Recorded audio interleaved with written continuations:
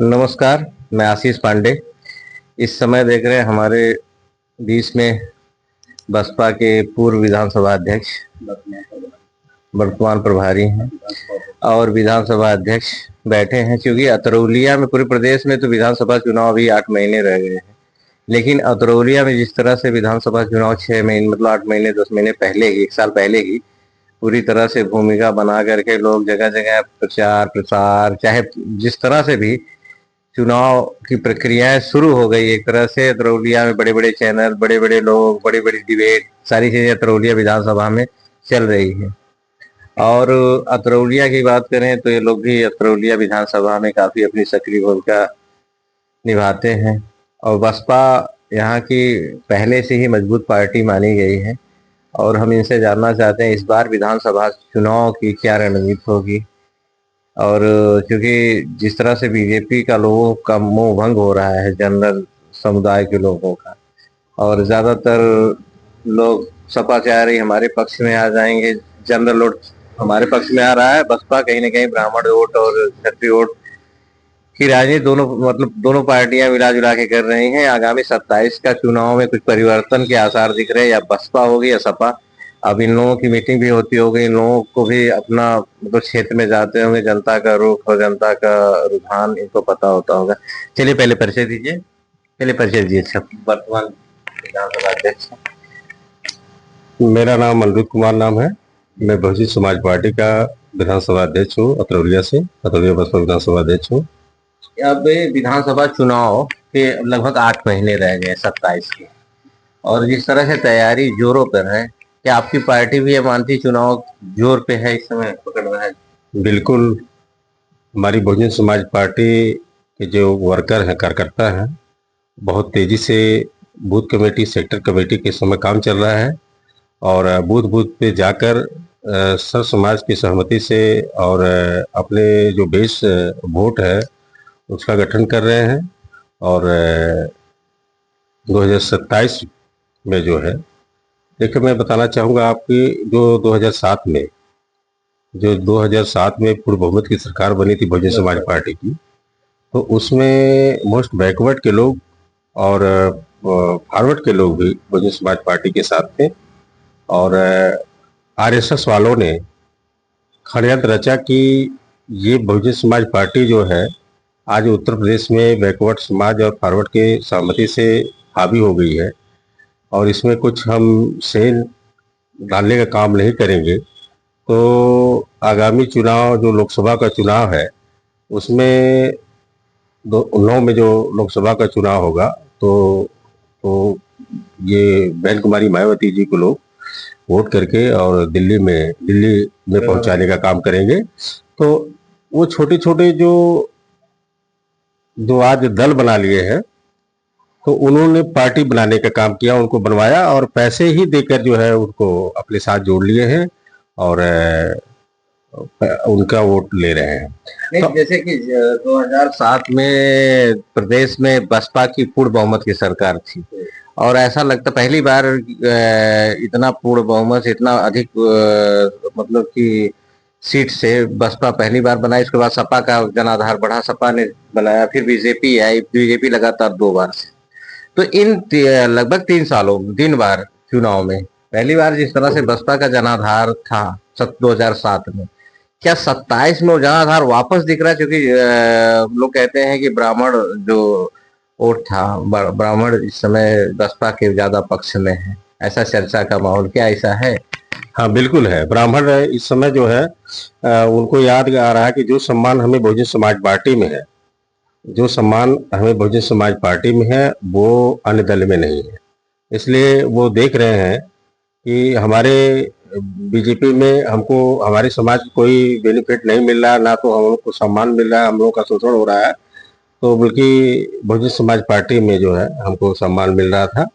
इस नाते जो है वो सब मन बना लिए हैं कि 2027 में बहुजन समाज पार्टी के साथ रहेंगे और बहुजन समाज पार्टी को वोट करेंगे और बहुजन समाज पार्टी की सरकार बनाएंगे। अतरौलिया में क्या रहेगा? क्योंकि 3 बार से साइकिल जिस तरह से रफ्तार से चल रही है, ना तो कमल खिल पा रहा है, ना ही हाथी पीछा कर पा रही। साइकिल बड़ी रफ्तार में चल रही है, ना साइकिल अभी तक पंचर नहीं हुई है। देखिए, अतरौलिया में जो मोस्ट बैकवर्ड है वो कभी बसपा की सरकार बनाता था, कभी समाजवादी पार्टी की। तो इस समय वो तो उनसे हट गया है, केवल वो अकेले हैं। मुस्लिम समाज के साथ वो राजनीति करते हैं। 18% मुस्लिम है और 7% यादव समाज है। यादव 7% यादव समाज है। मुस्लिम समाज ने अब मन बना लिया है कि हमें बहुजन समाज पार्टी के साथ जुड़ने में फायदा है, कि उनका 21% जो वोट है और हमारा 18% वोट अगर मिल जाए तो हम सुनिश्चित है कि मतलब हम अपने उत्तर प्रदेश में बहुजन समाज पार्टी की सरकार बना लेंगे और केंद्र में भी प्रयास करेंगे तो सरकार बन जाएगी। जैसे 27 मान लिया जाए कि बहुजन समाजवादी पार्टी सरकार बने, सरकार बनाने के लिए विधायक की जरूरत होती है। अतरौलिया में अभी तक आपके विधायक का नाम कोई चेहरा है इस तरह से कि जो आपकी विधानसभा की दावेदारी कर रहा हो? नहीं, अभी तो फाइनली रूप से नहीं है। वैसे काफी लोग लाइनअप में हैं। अब जब तक बहन जी के आदेशानुसार हम लोग देखिए पार्टी कार्यकर्ता, हमारी बहुजन समाज पार्टी के नेता सिंगल आदरणीय बहन कुमारी मायावती जी हैं। अभी उनके मतलब उनके तरफ से कोई आदेश नहीं हुआ है कि कोई अतरौलिया से कोई चुनाव लड़े। क्योंकि अतरौलिया का 2 बार का रहा समीकरण देखा गया है। विभूति निषाद भी बहन कुमारी मायावती जी के सिंबल पर ही एक निषाद समाज से आते हैं जिन्होंने जीत दर्ज की मेरी जानकारी में। दूसरा मिश्रा, सुरेंद्र मिश्रा 2007 में जिस तरह की जीत हासिल हुई। तो क्या इन्हीं दोनों समुदाय से, दोनों जातियों में तलाशे जा रहे प्रत्याशी किसी अन्य जाति से भी बने? नहीं, देखिए बहुजन समाज पार्टी ने सर समाज को सम्मान देने का काम किया है। जिन जिन समाज को सम्मान दिया है वो अपने समाज में एक पहचान नहीं बना पाए, अपने समाज की नेतृत्व नहीं कर पाए, नहीं तो ये दिन देखना नहीं पड़ता। तो वो उनकी कहीं न कहीं कमियां है। वो अपने समाज को अपने अपनी पहचान नहीं बना पाए, अपने समाज का नेतृत्व नहीं कर पाए, बहुजन समाज पार्टी के लोगों का मतलब जो वर्क है वो नहीं कर पाए। तो ऐसा नहीं है कि जिसको हमारे कार्यकर्ता लोग लाइक करेंगे, जिसको पब्लिक लाइक करेगी और जिनका जनाधार सबसे ज्यादा रहेगा उसी को अवसर मिलेगा कि वही चुनाव लड़े यहाँ से। तो चलिए ठीक है, इस तरह से हम अब पूर्व विधानसभा अध्यक्ष से बात करना चाहेंगे क्योंकि पुराना अनुभव है। प्रभारी जी मान लीजिए हमारे लिए पूर्व विधानसभा अध्यक्ष रहे हैं आप, अतरौलिया के, पुराना अनुभव है, पुरानी चीजें हैं। चलिए, आपको क्या लगता है इस बार के चुनाव के क्या परिणाम हो सकते हैं? अगर प्रत्याशी का सही चयन हुआ तो क्या अतरौलिया में हाथी गरजेगा? सबसे पहले हम अपनी परिचय दे दें। मैं पलटन राम, विधानसभा प्रभारी, बहुजन समाज पार्टी, विधानसभा अतरौलिया। ये जो आपका सवाल है कि अतरौलिया में अब की बार हाथी गरजेगा, ये सही है। आप सही बात कह रहे हैं, सही बात लोग कह ही देते हैं समय आने पर। इस समय जो माहौल चल रहा है, माननीय बहन जी हर मुद्दे पर खड़ी हो जा रही हैं, ये समझ लीजिए बहुत अच्छा संदेश जा रहा है, जिससे सारे सब समाज के लोग तैयार हो गए हैं बहुजन समाज पार्टी को जिताने के लिए। जो भी वनवास खत्म हो गया, 15 साल आपकी पार्टी जो है सत्ता से दूर रही, एक तरह से कहा जाएगा वनवास काट चुके हैं जी। ये वनवास जो है 14 वर्ष का रामचंद्र जी का था, 15 वर्ष वनवास तो भारतीय जनता पार्टी भी की थी। लेकिन फिर वो सत्ता में आ गई। हम लोग भी अब की बार सत्ता में आ रहे हैं। माननीय बहन जी मुख्यमंत्री बनने जा रही हैं 2027 में।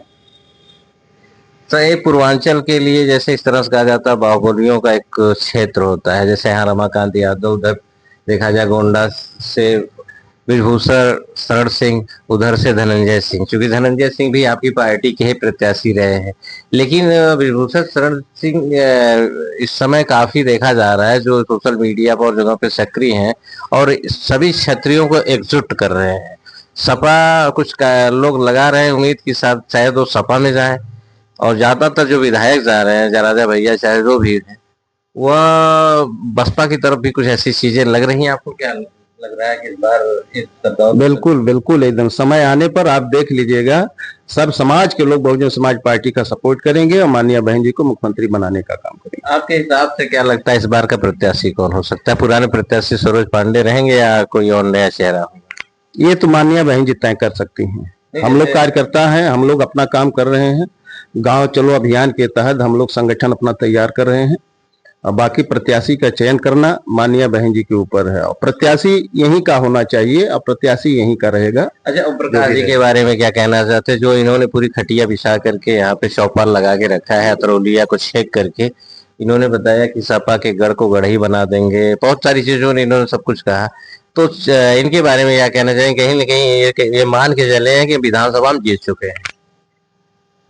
वो भाई आदरणीय ओम प्रकाश राजभर जी बहुत बड़े नेता हैं, बहुजन समाज पार्टी के प्रोजेक्ट हैं।